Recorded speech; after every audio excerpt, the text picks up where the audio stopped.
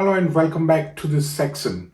So in the previous sections, we've reviewed logic apps and we've also reviewed service bus, and you've created some sample logic apps in both the sections, right?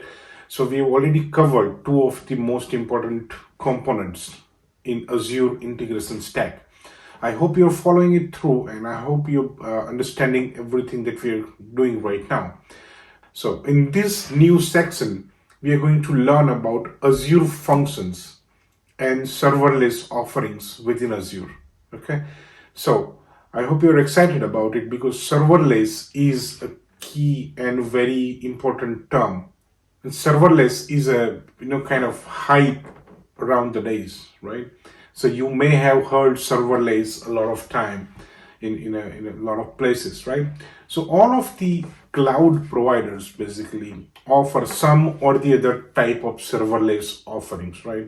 We are going to focus more on Azure, but before we deep dive into Azure functions, it's a good idea to touch base upon, in a general terms, what is serverless, right?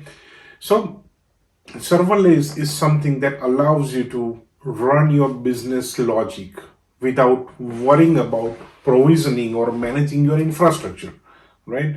So without worrying about your server, or without worrying about the SQL, or without worrying about your licensing, or how much processing power you have, how much memory you have, all of these network related stuff or infrastructure related stuff. You don't have to worry about any of those, right?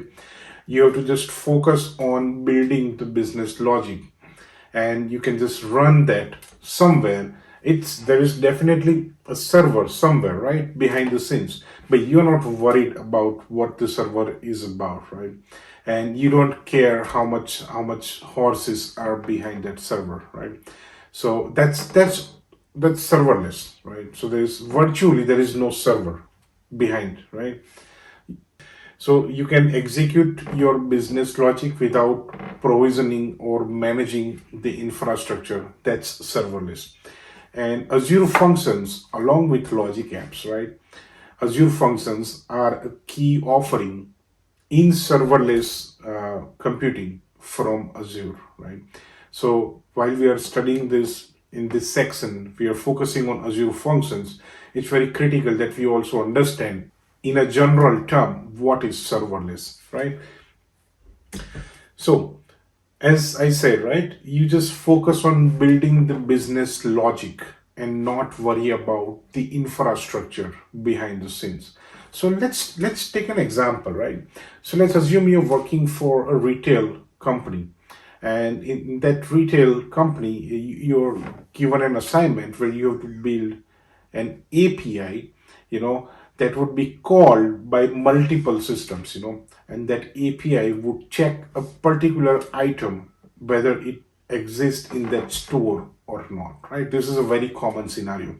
So if that retail store has multiple locations, right, and somebody is using their browser on their home computer and checking if a particular item is available in the store or not, right? At the same time, somebody is using their mobile app of that store to check whether the item exists or not. It could be any other item within that store, right? At the same time, the systems inside that store, right? The POS systems and the customer care systems, people go and ask them all the time that, do you have this particular item in the store? And they have some screen or some application where they enter the item number and check whether that exists in that store or not, right? So all you have to do is build an API, right? Build a web service that would take the item number as an input and look up in the database whether it exists in that particular store or not, right? So let's forget about serverless for a moment, right? In a traditional world, what would you have to do to achieve this, right? So first of all, you will define your programming language, what language you want to use to build this API, right? And then once you do that, the most important part is, where are you going to host this, right? So you need to now buy the servers, right? You need to make sure, you need to work with your network and infrastructure team to make sure that they would manage the server. They would provision enough memory and enough processing power, enough CPU cores to that server so that it can handle the load, from the multiple requests, multiple systems, right? And then you work with them. They would provision you with the server, right? And then you have to make sure that all of the other configurations are there on that server so that you can host your API. And then you actually start building the API, right? Because without all of these configurations, you're not sure how you're going to build that API, right? So now you build the API and you have this server provision. Let's say they have given you X amount of RAM and X number of CPU cores, right? And in a year, there are at least 4 or 5 times, when there is a holiday season or some kind of peak period going on, where you usually receive more than, 3 or 4 times of your average load during your other, non-peak time services, right? So now your servers, you have to again go back to your server team and ask them to add additional CPUs or additional memory in that server while you're already serving your customers through that API, right? So that's in a typical world that happens, and it's really tricky, and it's not really a good idea. It's not efficient. So usually they would consider the maximum load, that you are expected to have, and then provision all of those CPU powers and memories in the beginning, right? So except those 4 or 5 days or maybe a couple of weeks, the rest of the year, you are only utilizing maybe 10 or 20% or maybe 50% of your infrastructure. So you're only utilizing a little bit of your infrastructure. So you over allocated the infrastructure, right? This is not really an efficient way of handling things, but so far we did not have the options of serverless, right? It's a new term relatively. So now that we have seen the traditional scenario, let's see how would you do this with the serverless scenario, right? So you choose your choice of language to build that API. You build that API and then you host that as a function, right, on this serverless platform, right? So depending on the platform, Google has serverless functions, right? Azure has functions and logic apps, right? AWS has something called Lambda, right? So you can use Lambda to host your functions, right? So all of these various cloud providers, they handle the management of the servers behind the scenes. All you care is that your function is running. Always it's running, right? So doesn't matter today you have 100 requests, yeah, it's going to serve just that 100 requests.